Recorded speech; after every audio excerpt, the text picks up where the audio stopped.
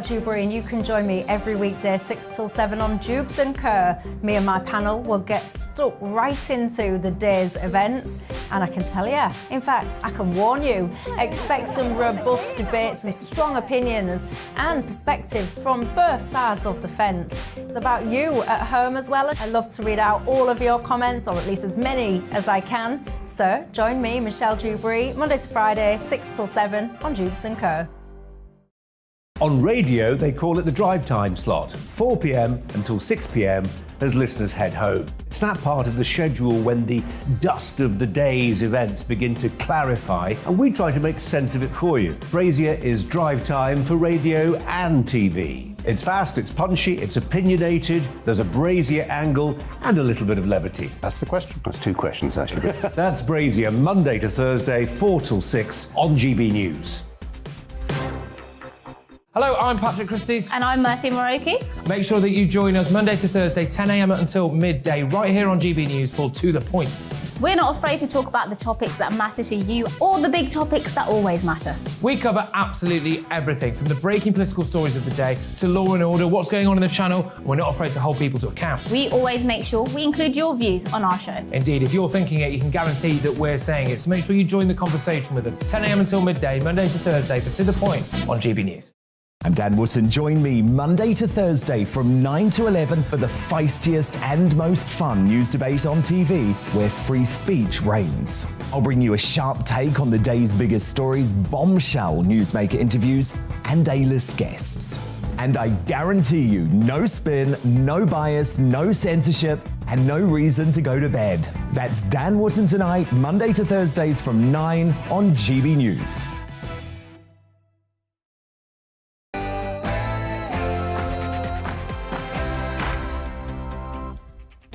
Good Thursday morning, it's 9:30 and this is The Briefing with me, Tom Harwood, on your TV and your radio.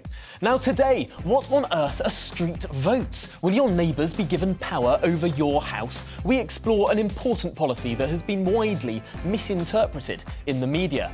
Also, the cost of living crisis and a potential trade war with the EU. All that to come after your morning headlines.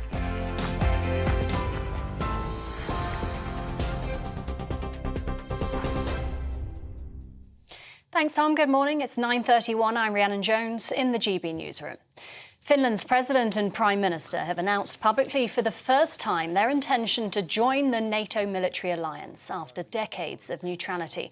In a joint statement, they said Finland must apply for membership without delay. Sweden's also likely to follow suit. It's after the two Nordic countries signed security pacts with the UK, which could see British troops deployed in the event of a Russian incursion. Security experts fear this could anger Moscow, which sees NATO expansion as a direct threat to its own security. Ukrainian officials say Russia's pressing on with its assault on a steel plant in Mariupol after capturing the rest of the city. Earlier, a large explosion was seen at the Azovstal steelworks. Meanwhile, the Ministry of Defense says Ukraine's maintaining their counterattack to the north of Kharkiv, recapturing several towns and villages towards the Russian border. The UK economy grew by 0.8% between January and March. The Office for National Statistics says it's down from 1.3% in the previous 3 months. It's the slowest pace Britain's economy has grown for a year and comes amid fears the cost of living crisis may plunge the UK into recession. A Labour MP has told GB News she suffered sexual harassment while at Cambridge University. Stella Creasy says she was threatened with gang rape, but when she complained, college authorities admonished her instead of punishing the abusers. In a statement, the university apologised for what it called a horrific ordeal. You can watch the exclusive interview with Gloria De Piero later today. And police are treating a teenage girl's disappearance in Bristol as child abduction. 15-year-old Madison Thomas, known as Maddie, hasn't been seen since she left her foster parents' home in the Southmead area 15 days ago. Officers believe she's likely to be with a man. They're appealing to anyone with any information to come forward. TV online and DAB+ radio, this is GB News. Now it's back to The Briefing with Tom Harwood.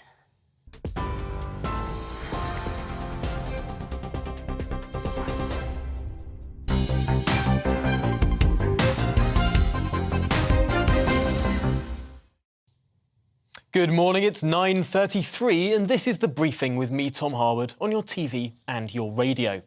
Now to one of the attention-grabbing elements of the Queen's speech this week, a policy taken up by Housing Secretary Michael Gove called street votes. Now, regular listeners may remember this is a proposal we've discussed before on The Briefing, one that has had strong advocates in the think tank world for some years. One of the groups that's been urging the government to take on this idea is the social enterprise Create Streets.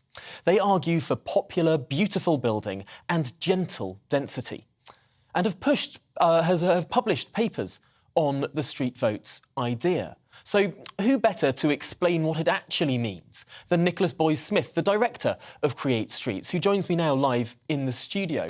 Welcome to the programme. I want to first of all draw your attention to a cartoon on the front page of the Daily Telegraph, the Matt cartoon on the front page of the Daily Telegraph, which people watching on television will be able to see on their screens now. It's a picture of a bulldozer crashing down a house in a street under the title New Planning Rules, and the caption reads, "Everyone in the street voted to knock down your house." Is that what is going to happen? Well, yeah, you give me the opportunity to say what I've always wanted to say on television, that Matt is the only funny cartoonist, I think, working for the media today. So well done, Matt, who's always brilliant. Rest assured, it is not that. It is not a case-by-case option to, I mean, obviously not knock down houses, but to, for neighbours to police what extension you put up or what conservatory goes at the back of your house, as was sort of semi-reported in the media yesterday. It's not that. The two clauses that are in the draft bill, and your listeners and viewers will be delighted to know I have them written down in front of me here, which I'm going to read, actually. So let's sort of understand what's there. So what it says is the Secretary of State may, by regulations, make provision for a system that permits residents to A, propose development of their streets, and B, determine by means of a vote whether that development should be given planning permission. Now, what that means, it's a framework. The detail will need to follow in secondary legislation. But what that means is that if they wish, no one's forcing them to, groups of residents in a street can put together a visual design code which shows how their plots, how their street could be used a bit more intensively.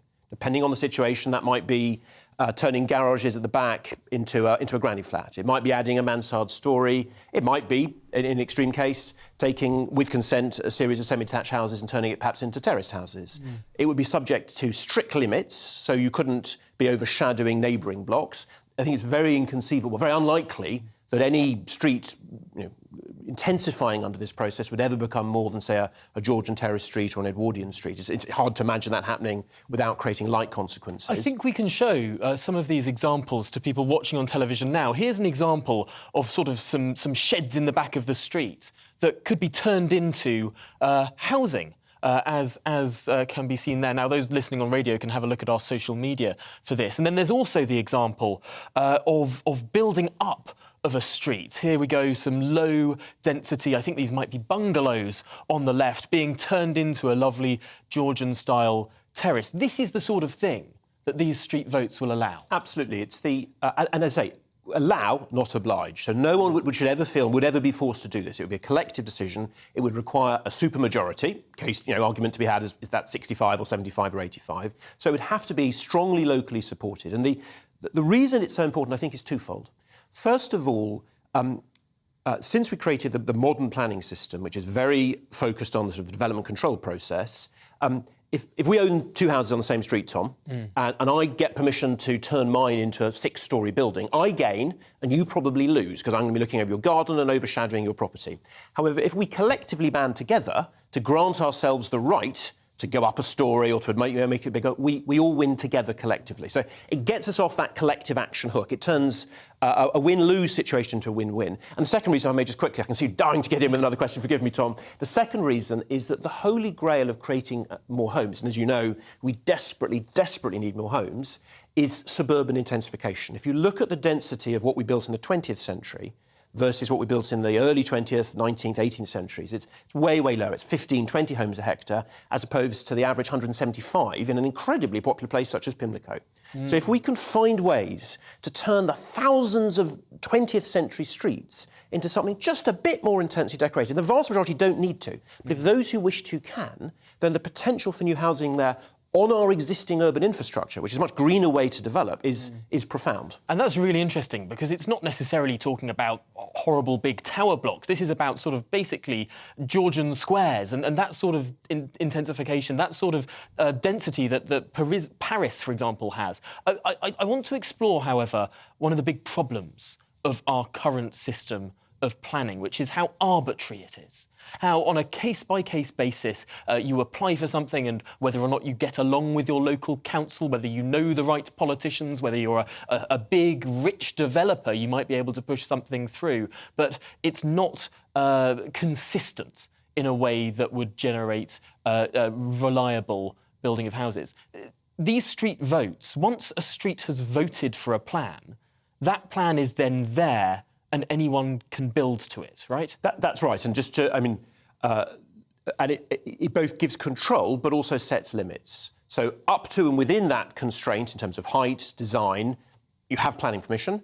If you want to go beyond that, you need to reapply. The same, the normal system would apply. And that's the beauty of this. It's in addition to the current system. It's not trying to rip it all up and start again. And typically, as you know, and as politicians have discovered over many years, ripping systems up and starting again is not easy. Arguably, it perhaps shouldn't be easy. But just to pick up on your incredibly important point, we do have a very strange planning system in international and comparative terms. And the interesting choice of phrase is often used, which is winning planning permission, which I think is rather revealing.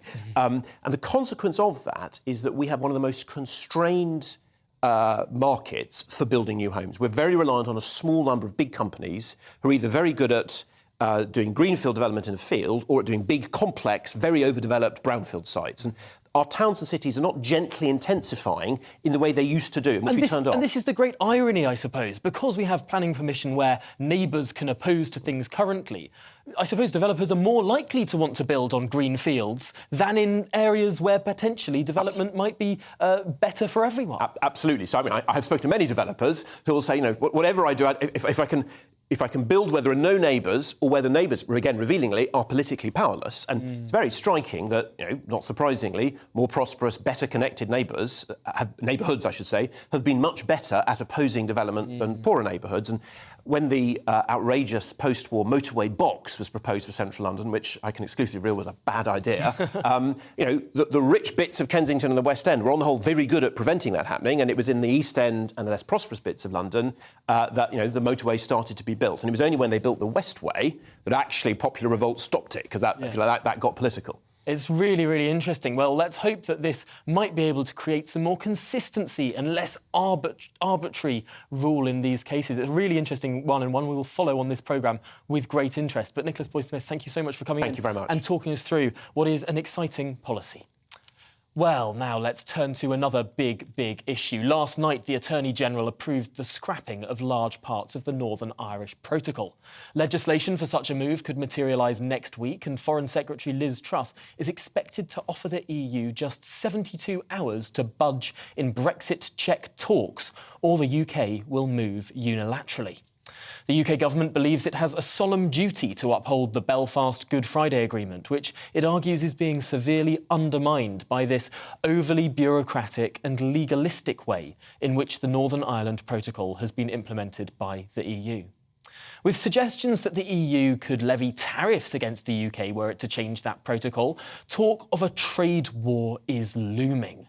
Well, let's talk through this now with Craig McKinley, the Conservative MP for Thanet South. Welcome to the programme, Craig. This is beginning to feel a little bit like that 2017 to 19 period all over again. Talks of the EU retaliating to British measures, two sides not listening to what one another are saying. Are we heading for a trade war? No, I don't think we are by any standard at all. And let me just sort of encompass where we are. The government's got four choices. It can either do nothing and accept the Northern Ireland Protocol with all the deficiencies that we've been seeing in trade across the GB to NI straits, and that hasn't been working. That hasn't been working for anybody. And the Good Friday Agreement is being seriously stressed, which everybody should be putting at the top of the tree as the most important thing that needs protecting and taking forward. And we're having a completely different Northern Ireland than we saw before 1998. Everybody would accept that. And the recent votes to Stormont have now shown that the unionist community are just not prepared to gather to reform that executive while the Northern Ireland Protocol remains unchanged. So doing nothing is not an option. The next option, and this has been pursued for some time, is under really Article 13.8 of the Northern Ireland Protocol. Now, I wish rather more people would read that. You have to say, why are we having regular meetings with Vice President Šefčovič?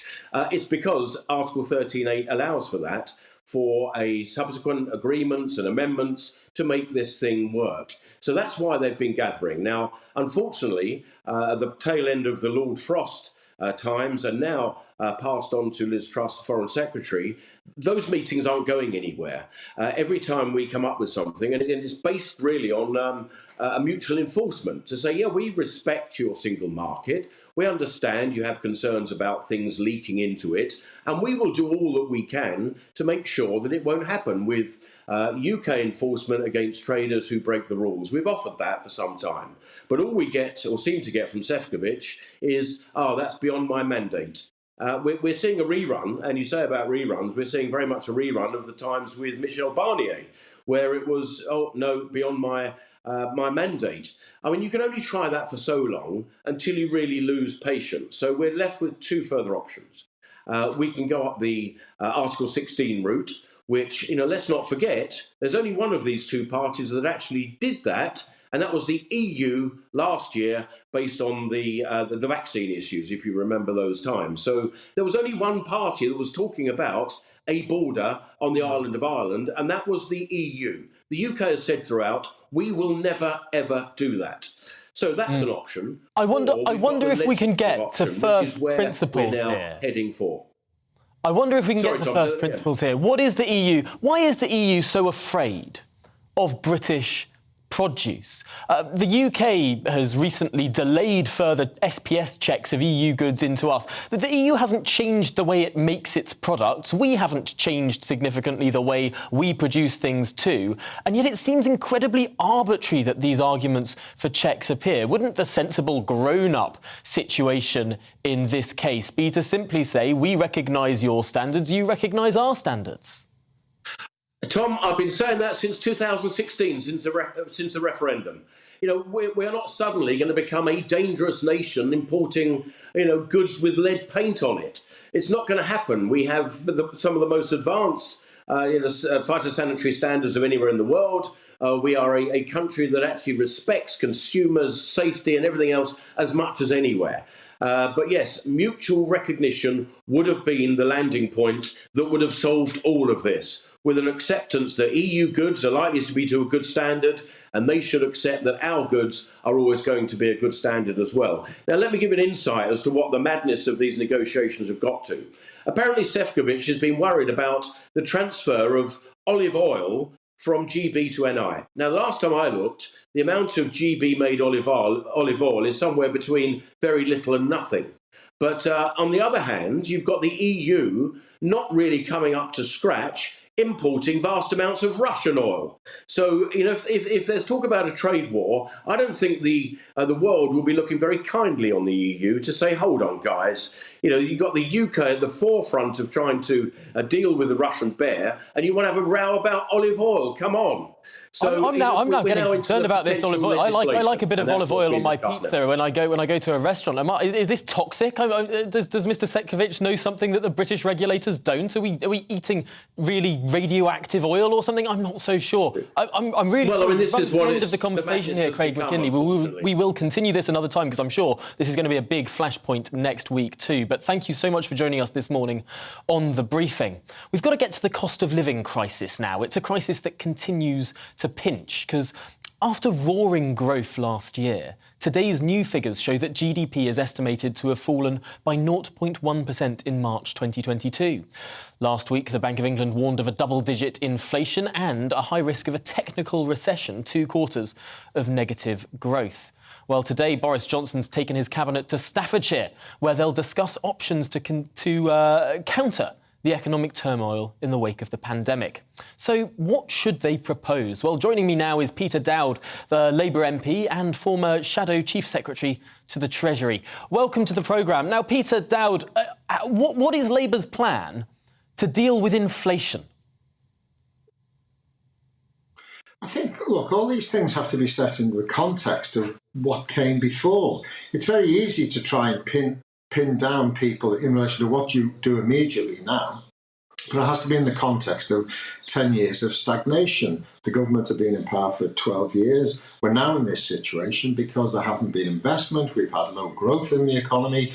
Your point that there was roaring growth last year, well, over the past 12 years, it's been pretty poor. So the economy is in a pretty bad state. The issue in relation to wages is that wages are not much better than they were in real terms 10 or 15 years ago. And that all adds to the sort of economic context for this cost of living crisis. So that's the position that we're in. So it's going to take a fair bit of time to get out of this situation, and it's going to be with us till the end of Parliament. But what we've got to do in the meantime is try to support those most affected by this, and those most affected by this are not going to be the likes of you and me, Tom. It's going to be thousands of people in my constituency who work but are still on benefits. That's the people we've got to support. They're the people that we've got to help in the immediate situation.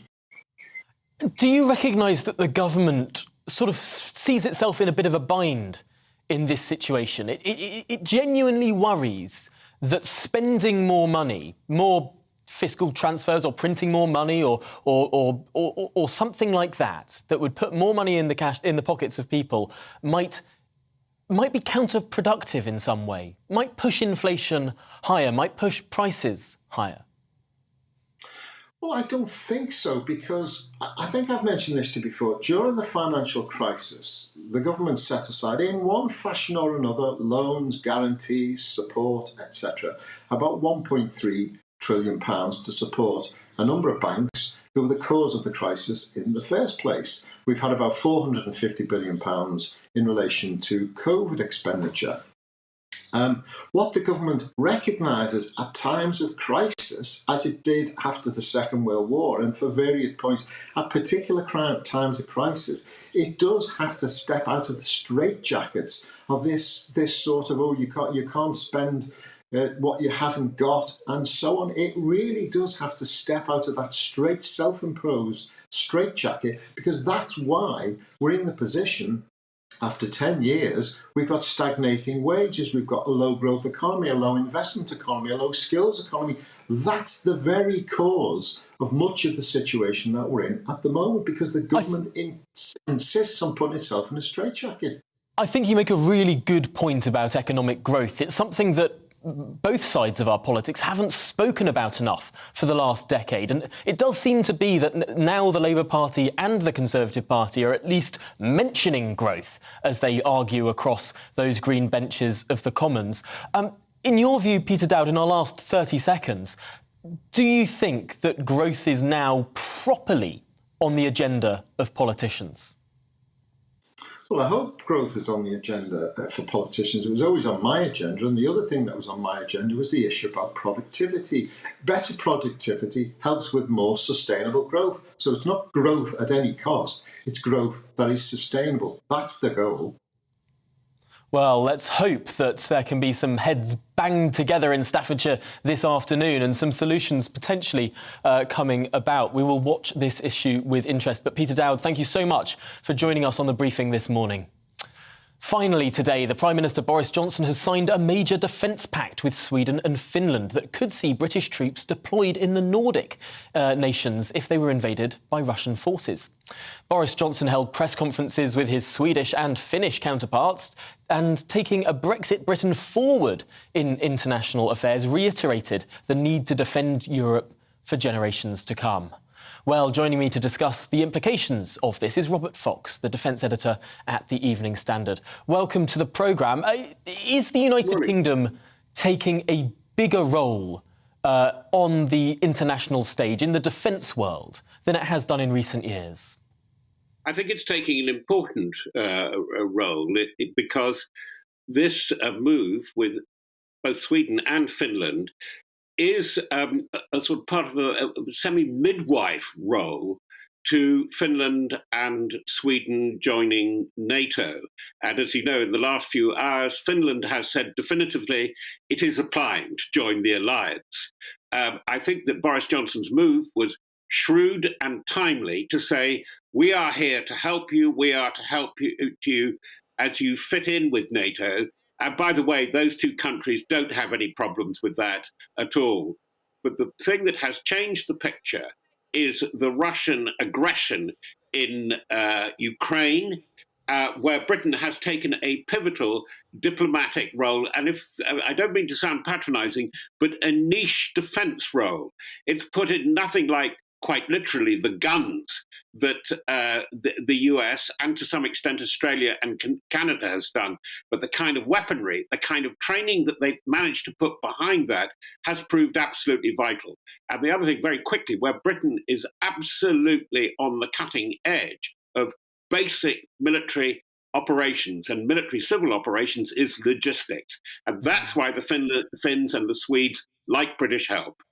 That's so interesting, taking such a big role there. In our final minute, Robert Fox, has Putin's gamble backfired when it comes to NATO expansion?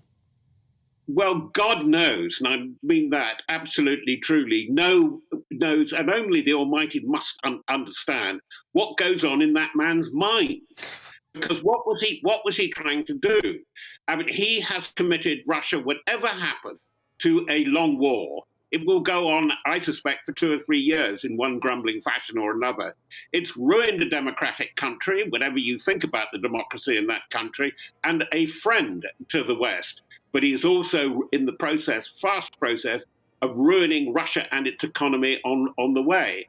And that's the problem. And that's why there has got to be security, forward containment. NATO is a defensive alliance, and we must say it this day, and I think that that's why Britain is proving a terrific interlocutor between the EU and NATO, between Europe and the US and Canada, a very, very important partner, and I think either technically or in spirit, Australia will join, and very likely Japan. That is so interesting. What a new world we have entered into. Robert Fox, defence editor at the Evening Standard, thank you so much for talking us through that issue there. I'm afraid that's nearly it from me today, but at midday on GB News, you can listen to Gloria De Piero's exclusive interview with Labour MP Stella Creasy. She's revealed the sexual abuse she experienced while studying at Cambridge University. Here's a short preview of what's in store. I was in a room with them all and they threatened to gang rape me.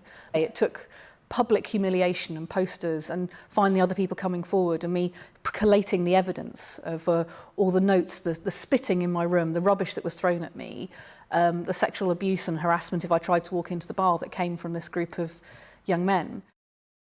Well, that's coming up from 12 on Gloria's programme. Coming up next, it's To The Point. But first, here's the weather. Hello, good morning. I'm Aidan McGibbon. A fine start for many of us. Plenty of sunshine around first thing, but there will be further showers in the north, especially northern and western Scotland, where these showers or longer spells of rain will continue during the next couple of days. Low pressure close to Iceland will send a few weather fronts into the north of Scotland, but the front that caused yesterday's wet weather for England and Wales, well, that's well out of the way, and as a result, a fine day to come. Plenty of sunshine during the morning and early afternoon across England and Wales. Bright as well further north, but for Northern Ireland, for northern and western Scotland, there'll be further showers, or even for western Scotland, some more prolonged wet weather at times. A keen breeze here, making it feel cool, but temperatures still mostly around or a touch above